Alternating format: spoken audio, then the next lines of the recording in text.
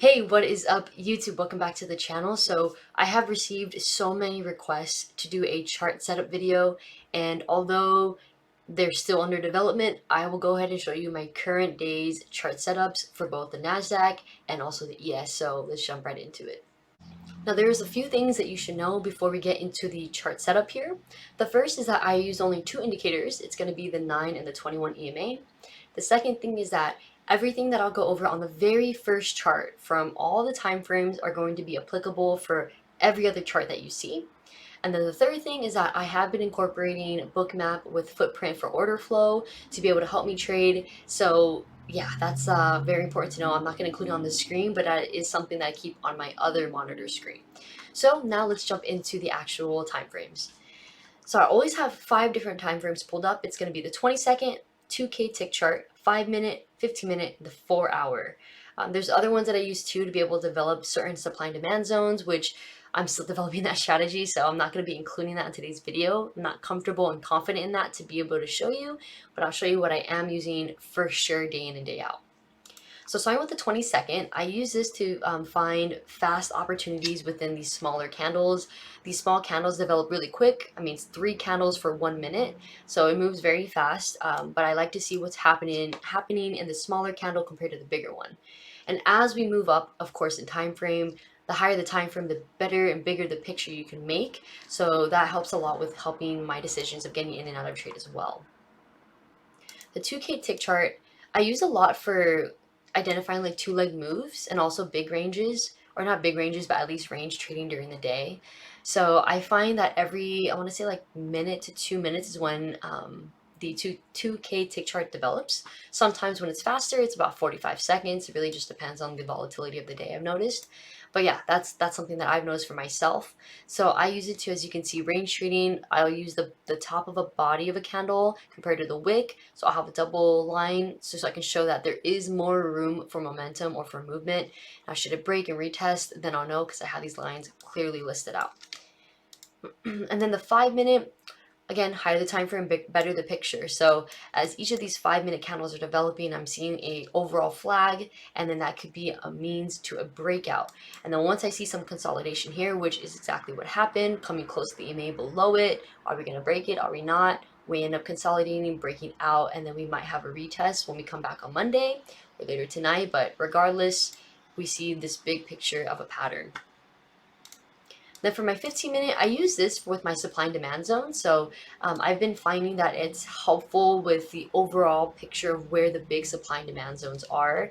Still trying to learn how that works, but when I pull up my next workspace, this is the first workspace. Once I pull up my second workspace, you'll see my 15-minute on my NASDAQ where I have a supply and demand zone drawn out, which we absolutely crushed, by the way, on Friday. And then the 4-hour is just to give me the overall idea of where the market stands for a certain amount of time. So right now, if I were to go all the way to the beginning of February, yeah, we had a nice bullish uptrend until we finally started trickling because we had a three tap to the resistance line here, and then we just absolutely crushed it. We just went in a downward trend. So very bearish. Now it looks like we're going to retest this EMA here because we had this recent bounce. Who knows, might have the same situation where we're going for the second EMA, but we might fail. Either way, it's nice to see where we are standing in the overall market for the bigger trend of it. So all of those 5 ideas that I just mentioned are applicable to my MNQ. So I use the ES to see the movement of the NQ and vice versa. I know lots of traders do that too. Just it gives you a better idea like how one instrument is moving. It usually pushes the other one to move that way too.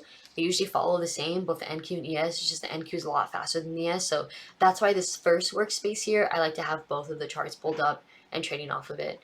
I've been using MNQ a lot more, micro versions instead of the mini, because I like this idea of not hitting drawdown so quickly. I'm still, like I said, trying to develop my strategy, so using MNQ with my chart setups has been really nice, because then when I do get into a trade, I'm using only 5 of the micro NQs.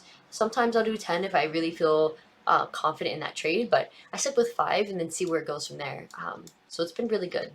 Now let's jump over to the second workspace where everything that I just covered is applicable there, but I'll show you the 15-minute time frame with the supply and demand zone I had drawn on Friday. Now for the second workspace, it's just slightly different where I do have the 1-minute time frame pulled up as well. because, as I mentioned, I'm using supply and demand zones. I've noticed that the 1 minute helps a lot with faster reactions in smaller time or smaller supply and demand zones on the chart. So it's been helping me with noticing those zones. But if I do pull up the 15-minute here, I'm gonna go full screen for you guys. You'll see these two long rectangles, and I'm currently in a Discord group where I'm trying to learn, based off the educational content they're providing, how to how to know what is a supply and demand zone. So I developed these because of the education that was provided and with the live stream that they gave me. And hey, I'm still a newbie trader, so of course I'm going to, try to learn as much as possible and learn from those that are obviously doing well in the area of trading. So yeah, I came across that Discord and I'm part of it now. But if I were to zoom out entirely, you guys can see from Friday, this is what we got for that morning's training session. So, excuse me, as far as like our zones, and we obviously broke through this. I think this is a the supply zone. See, I'm still learning. Supply zone, the 30-minute supply zone, and then I forgot which one this one is. I think this is a 15, or it might be a 30. But yeah, so this is what my chart setups look like right now. Still under lots of construction and lots of improvement to go, but so far, it's been helpful seeing these supply zones and then referencing the 1 minute for me for my chart setups, just because I can see if it's going to hit it using the book map with the order flow of the footprints. That's been helping a lot too. So yeah, that is my chart setups. And that is a wrap on today's video about my chart setups. I hope that it was informational and educational. And now for those that have requested it, you're able to follow along why I take certain trades now and moving forward. Again, everything is under construction, still trying to really master this technique and get to the bottom of supply and demand zones with my scalping strategy. But once I do have that nailed in the coffin, I will make sure to make that video for all of you requesting. I appreciate your time for watching. If you have any other questions, leave that down below in the comment section, and also tell me how your trading journey is going.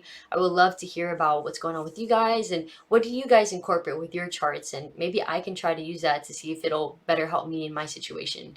Nonetheless, I appreciate your time. I wish you nothing but success in your trading journey, and I will see you all in the next video.